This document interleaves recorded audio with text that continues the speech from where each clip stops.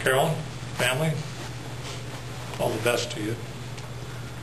I'm here because I'm representing the Mended Hearts here in the Antelope Valley. I'm the president of the organization at this time. And Charlie Brailer, after he had a heart transplant, became very active in Mended Hearts.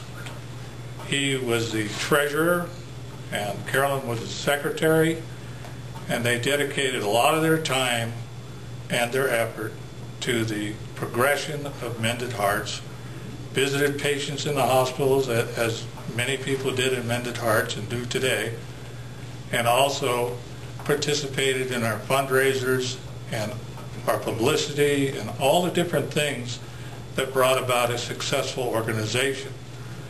The first time that I met Charlie Brailer was in 2003, and I was in Antelope Valley Hospital. I had suffered another heart attack, and I'd already had bypass surgery.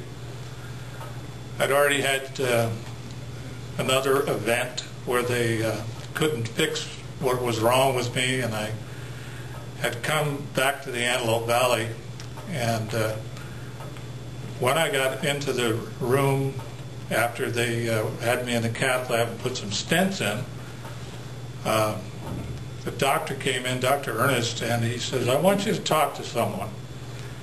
He says, they were talking about what to do and what was wrong with me. And come to find out, I didn't have much of a heart left. And they had Charlie come talk to me, and Carolyn. And my wife was there, Christine. And as soon as Charlie Brailer opened his mouth and spoke to me, I knew he was a man that knew how to talk. And he also was convinced about what he was talking about.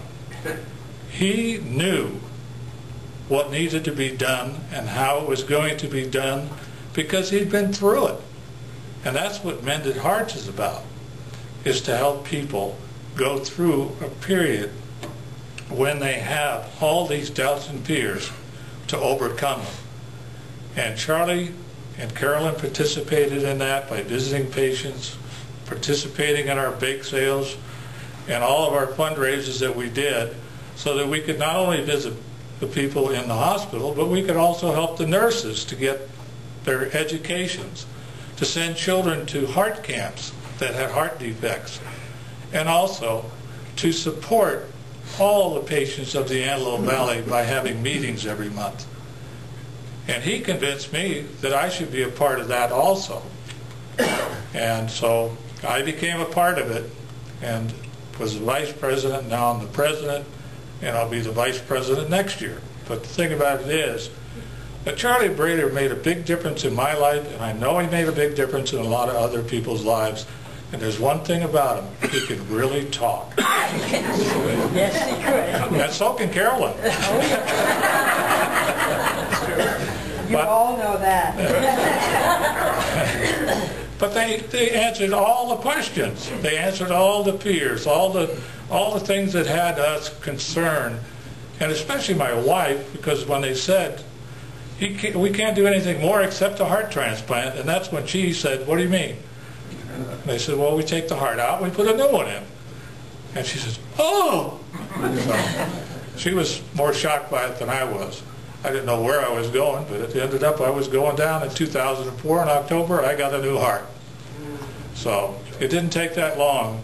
But the thing about it is that it changed my whole life, because I was in almost a death state when I got a new heart. And I'm not anymore. I've got a new heart, but I've got to take a lot of medications. But that's worth it. It's a lot better than not being here. Thank you.